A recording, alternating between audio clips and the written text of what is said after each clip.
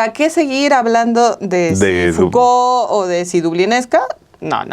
Vamos a hablar del trabajo real, de los editores haciendo con sus manitas libros. Y para eso vamos a platicar con un editante. Con Santi Hernández Zarauz. Así es. Que es el editor de Minerva, editor fundador. Socio fundador, sí. Algo así.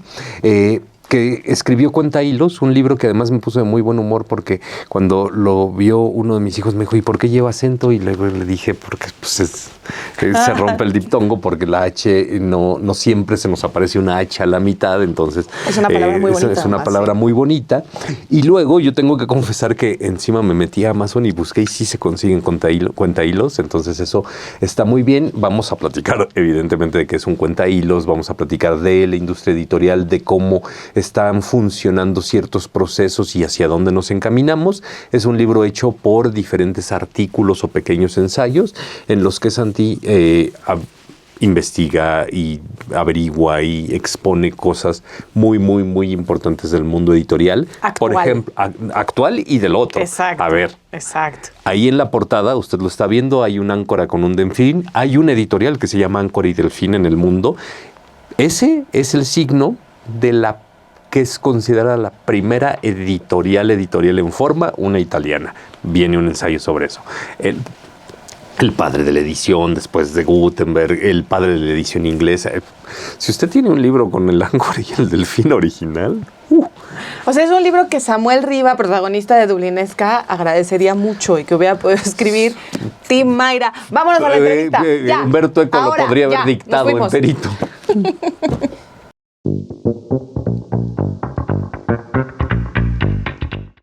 Ya estamos en la entrevista, muy contentos. Siempre estamos muy contentos, pero además cuando viene gente que admiramos y que queremos, bueno, ya sí, el contento es mayor. Voy a decir algo que yo sé que tú ibas por ahí. Y además gente que hemos visto desde pequeños. Hace la temporada pasada estábamos platicando con un sujeto que me dijo, nunca te había visto tan canoso. ¿Así? Cuando te conocí no estabas canoso. Y le digo, cuando yo lo conocí... ¿Eras así? Era Santi. Sí, era Santi. Sí, es verdad, ¿no? Es verdad. Y Bachán. Porque ya ahora creo que es Bastián. Sí, compartimos un pretérito muy hermoso. Lo abrazo muchísimo y por ende pues me da como muchísimo gusto que estemos aquí. Estoy profundamente honrado, agradecido. He visto muchas de las entrevistas, encuentros, lecturas mismas que han hecho con autores a las y a los que amo, incluido mi padre. O sea, justo estábamos hablando de eso. Ha pasado el tiempo de manera muy hermosa y ahorita verlos a ustedes aquí y que nos convoque la lectura, pues es como algo está pasando lindo en mi mundo, que es estar cerca de ustedes. Los quiero y los admiro profundamente, no me voy a cansar de decirlo. Es muy familiar esta tertulia, pero además es muy familiar entre personas que nos hemos leído en muchos sentidos y que el día de hoy vamos a seguir leyéndonos y ustedes van a ser testigos de esta lectura pública con Santiago Hernández Zarauz, que trae Cuenta Hilos. Eso es. Elogio del editante. Y antes de entrar al elogio del editante, hay que entrar al editante, porque yo lo primero que quiero que nos cuente Santiago, es que iba a decir Santi, pero si le digo Santi... está perfecto. Lo primero que quiero que nos cuentes es sobre Minerva, que nos cuentes sobre el proyecto, que la gente sepa que ahí está, que va a encontrar y que nos ayuden todos también a que Minerva siga creciendo. Qué alegría, pues sí, es súper Ítaca de esto. Minerva es el hogar y la casa, que es un sello editorial, una casa editorial que fundé junto con un muy querido y admirado maestro, que es Alberto García Grillasca, artista plástico, lector, increíble. Y hace poquito más de 5 años que, como decía Herralde, una editorial empieza a ser reconocible a partir de los 5. Nosotros estamos todavía muy lejos de eso. Que no teníamos, o sea, había una conversación a propósito de libros con Beto, pero de pronto esa conversación se tornaba en libros que no encontrábamos fácilmente. Entonces ahí es donde nace el impulso o la vocación de decir, bueno, pues hagámoslos. Entonces Minerva nace con un arrojo, con un impulso pues, al no saber qué queríamos hacer, leer a dónde viajaban las plumas a las que más admiramos, ¿no? Entonces encontramos el diario de viajes de Michel de Montaigne, y es como estos géneros anfibios que pues, puede ser ensayo, puede ser narrativa, puede ser verso de pronto.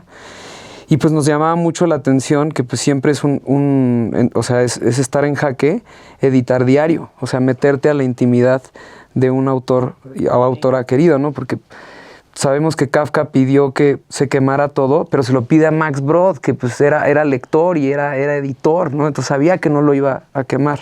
Entonces un poco con ese principio nosotros empezamos a hacer camino, de decir, bueno, ¿a dónde va la gente que admiramos o la gente que tiene claro a dónde ir?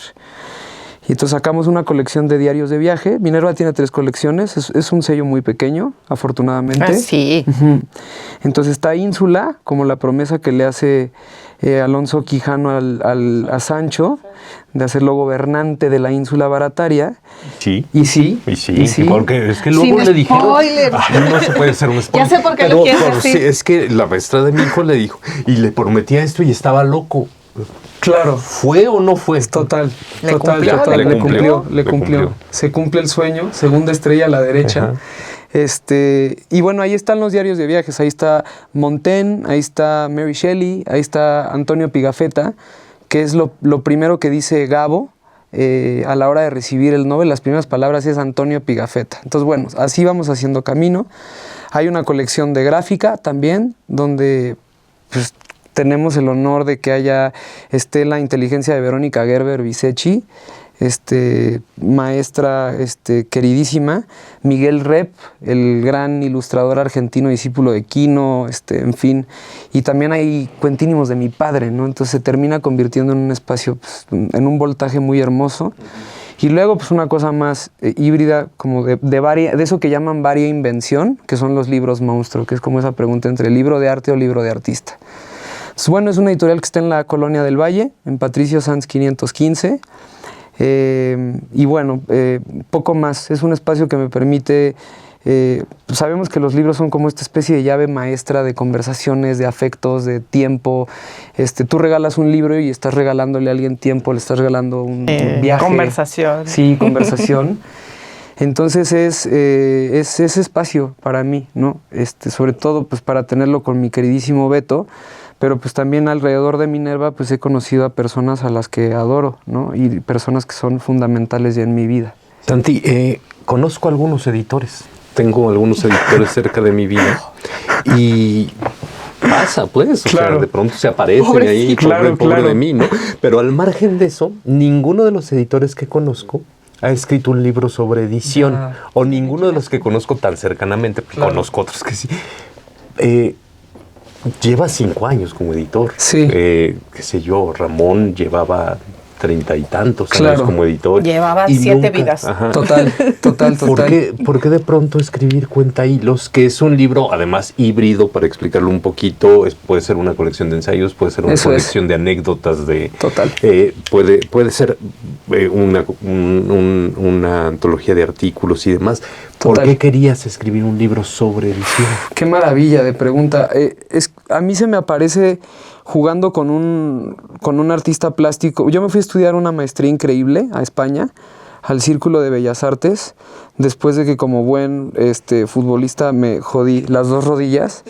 El mundo pues tuvo que cambiar, la esfera tuvo que ser otra y se convirtió en el mundo mismo. Y después de una licenciatura en Relaciones Internacionales, pues me salí mucho del Huacal y me fui a estudiar una maestría a España en arte, que fue una decisión increíble porque ahí conocí, entre otras sensibilidades, a Jaime Bayaure y a Paz Olivares. Paz, que es editora de un sello increíble que se llama Niños Gratis, y Jaime, que es un performer que se cuece en otro tiempo y en otro espacio increíble.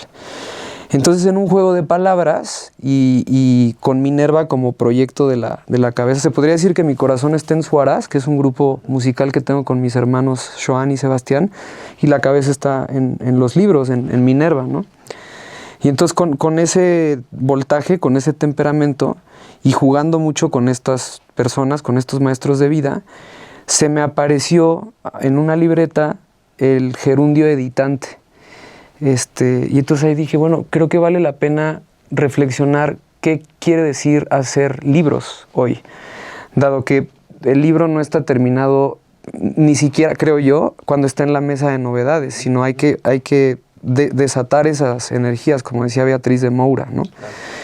Entonces, en ese sentido, pues me atreví, porque creo que la labor editorial tiene como esta aura de discreción y de solemnidad y de acompañamiento más bien, porque el protagonista es el autor o la autora. Y el libro. Y el libro, por supuesto, en el que, pues, creo que vale la pena también por lo que implica editar, que es una labor generosísima y muy amorosa con la palabra escrita, justo escribir de eso, ¿no? Entonces, yo no me reconozco como editor, me impone muchísimo la palabra, quizá también por personas con las que he convivido, que me parece que tienen un bagaje para acercarse al texto con una mirada tan aguda y tan trabajada, que la palabra o el gerundio editante, pues como que me daba chance de jugar con eso, ¿no?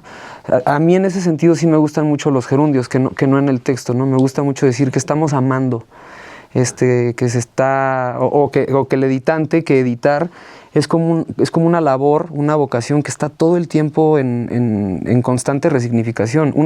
Este momento en el que una sobremesa vale la pena que se convierta en un libro, ¿no? Eso me encanta. Entonces, como que se dibujó una especie de rara chinampa o de parcela en la que creo que valía la pena ensayar, porque pues era el territorio de nuevo en el que pues me podía acercar a la labor editorial sobre qué es hacer libros, ¿no? Y así fue como... A lo mejor estoy más cerca ahora del editonto que del editante, pero bueno, había una parte lúdica, había una parte académica también, y había una parte que era pues honrar sobre todo a mucha gente y a muchos afectos que yo veo que se acercaban a la palabra con muchísimo amor. Desde ahí, yo creo. Bueno, y palabras, a ver, editante, editores, publishers, publishers, además incluso son palabras que cambian mucho, o sea, en el mercado anglosajón, exacto, el publisher queda clarísimo, ¿no? Sí. Y en el mercado, incluso en España es distinto de México. Total. Y si eres un publisher, o sea, incluso no hay una traducción. Sí, hay ahí como grietas o como intersticios, locochones. Hay un libro genial de André Schifrin que se llama La edición sin editores, que habla un poco de cómo fue su profesión en New Directions, y es también el momento en el que Penguin se convierte, por ejemplo, en un espacio protagónico del libro, con el paperback, con el libro de bolsillo, pero también donde deja claro que hay muchos problemas para, de manera muy cotidiana, definir a qué se dedica un editor, cuál es su labor, porque pues va desde lo más personal a acercarse al proceso del corazón, ¿no? de parir una idea, y al mismo tiempo va a lo más terrenal, que es saber armar un Excel o saber armar un carrusel de prensa, ¿no? Entonces, esos dos puntos me parecían deliciosos para hablar de una profesión que yo sí creo que es artística. Yo sí creo que la labor editorial tiene creatividad, tiene el crear, pero al mismo tiempo pues tienes que estar con los pies en la tierra, ¿no? Claro, es que además también hay como, y esta pregunta en una de esas es para los dos, hay una parte medio mítica en el asunto a ver, por una parte están esos nombres de editores que hacen esa magia que quién sabe que sea, por otra parte hay cierto menosprecio, sobre todo hoy en día con la autopublicación, y me ha pasado, yo he estado, insisto, conozco editores, yo he estado con Mayra, ¿qué haces? Soy editor. Bueno, sí, claro. ¿Qué haces, no? Total. Porque hay esta parte casi legendaria en el ser editor, ¿no? Es alguien que puede ser mítico y alguien que, pues la verdad, ¿qué hace? Pues que no están para eso los autores y los correctores, ¿no? Sí, a ver, es increíble. Yo tengo la fortuna de que, o sea, justo lo vi en una entrevista que ustedes hacen a Benjamín Labatut en este mismo espacio, en el que, y bueno, también conversaciones que hemos tenido, que uno no sabe lo que está escribiendo hasta que empiezas a escribir, ¿no? Siempre me ha llamado mucho la atención los autores o las autoras que tienen muy claro que es una novela desde el principio, ¿no? Sí. Es como, qué Son maravilla. muy pocos, son muy pocos, ¿no? pero los hay. Pero los hay. Y en ese sentido, esto que es como muy raro, que es como melquiádico o alquímico, ¿no? Creo que sí está, o quiero pensar que está en un momento de reflexión peculiar el día de hoy, ¿no?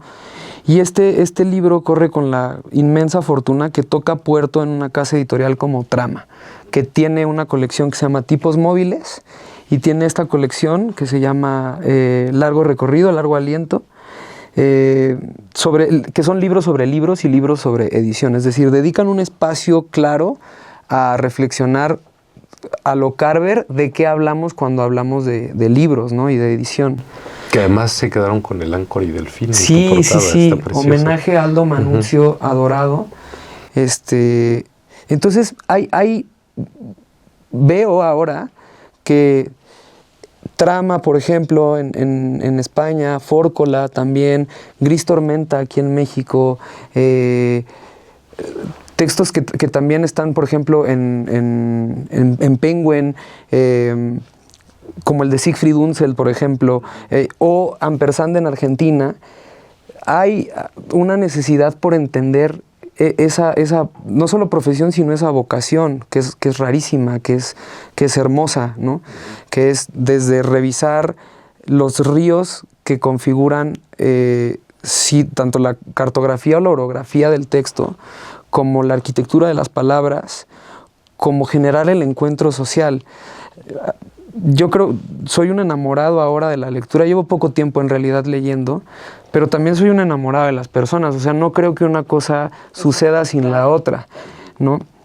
Y entonces por eso reconozco que hay pues interés en que, pues, por ejemplo, en estas casas editoriales se sigan haciendo, o se editen, se publiquen textos que se sumerjan, como dicen por ahí, al tras bambalinas de la edición, qué es lo que hay detrás, ¿no? Porque es fascinante, ¿no? En el Cuentahilos a mí me gusta también descubrir cómo la relación entre el editante, el editor y el autor y la autora sí que permite que el texto llegue a ciertos lugares que quizá no fuese tan fácil que se llegase, no porque sea un atajo, sino porque se trata de alguien que de veras te está escuchando con el corazón. Por cierto, en lo que Mayra pregunta, ¿podemos tomar tu cuenta? Por favor, Es que además aquí, es una sí, palabra traje que se aquí. usa muy pocas Por veces. favor. Un Cuentahilos es Ya, esto, es una lupa que está a determinada distancia. También hay un texto que lo explica y que originalmente servía para la tela, para Trama y Urdimbre, y luego para la impresión de periódicos, ¿no? Exacto. Y aquí tiene una graduación y además está muy sofisticado porque tiene luz. Tiene luz, sí. No sé cómo Yo se todavía prende la luz. usé Ya hace vi cómo se muchos prende la luz. años en la mesa de luz, además Claro. también, Sí, y sí, también sí. todavía usé. Es un objeto precioso. Es precioso. Y claro, yo creo que Ya, quiero un Cuentahilos. es increíble, ¿no? Y también, pues ya que tienes uno, pues sí te das cuenta que, o sea, si tienes, no sé, por ejemplo, una revista de arte, y lo comparas con un libro de arte, perdón, y lo comparas con una revista, sí se ve que también se inyecta la tinta, ¿no? La famosa cuatricomía. Pero esto de lo que estamos hablando es delicioso porque queda claro que es a través también de artefactos como que hay una relación súper directa entre el universo textil y el universo del texto, el universo de la palabra, ¿no? Entonces, bueno, hay aquí justo un ensayo en el que pues, investigué quién había sido el primer personaje en usar esto, que es un personaje increíble. No lo quiero revelar para que se metan al libro, que es un poco el corazón del libro, este ensayo del que hablas.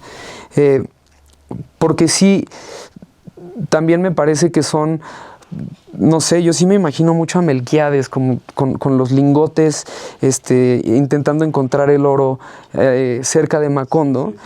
Y pues me parece que también son objetos que pues quizá, pues sí, están en desuso, pero que no dejan de ser fundamentales para entender pues el universo vastísimo que hay alrededor de objetos como ¿no? creo que también es un libro que procura acercarse como a figuras muy clásicas de la edición, como los italianos o Einaudi, Adelphi, Franco María Ricci, luego lo que pasó en Barcelona, ¿no? El momento de Barcelona, y luego en México también, que tenemos, no sé, desde lo que pasó cuando llega el exilio español y se empiezan a crear instituciones por y para el libro, pero al mismo tiempo lo que está sucediendo hoy, o sea, lo que hacen editoriales independientes, que quizás son proyectos mucho más colaborativos, que son proyectos que van avanzando a un ritmo como mucho más calculado, por así decirlo, de sacar menos libros al año, pero pues de alguna manera intentar amortiguar el gasto, etcétera. Entonces a mí me gustaba también tener un espacio que de alguna manera intentase tener un pie en el pasado, pero al mismo tiempo que esa lupa me permitiera ver a una figura como el editante, como una especie de raro personaje, como de Passepartout, no el de Cantinflas, pero pues que sí que pues, fuese como alfil que se moviera alrededor del tablero y que pudiese tocar pues muchos tiempos de lo que es la hechura de los libros, ¿no? Entonces, bueno, justo también por eso, pues, no sé, como que procuro estar cerca de uno de estos objetos porque pues te permite pues acercarte al libro de manera muy, muy rica, así intentar enfocar, no sé. Es como hasta íntima. Totalmente. O sea, es como que te... Sí. A mí me encantaba. A mí cuando Ramón Córdoba me lo enseñó, me enseñó a usarlo por primera vez, es como una explosión, o sea, claro, estás viendo y ves así claramente la tinta cómo se va descomponiendo y es precioso. Ahora, está el otro lado, que es el lado de la lectura también, o sea, también hablas acerca de la diferencia entre leer mucho y leer enfocado, ¿no? Claro. Que es algo que tiene que ver con nuestras épocas. Total, es que creo que es un síntoma, que es que todo el tiempo estamos leyendo, ahora, todo el rato. Y no sé, quizás es difícil es complicado encontrar el tiempo paradójicamente para sentarse a leer una novela que a lo mejor exige otra gestualidad u otro sentarse de una manera y estar en silencio. Entonces, pues sí, evidentemente también pues es un libro que habla pues, sobre la lectura, ¿no? Yo creo en los libros, pero pues también creo en las pantallas. Claro.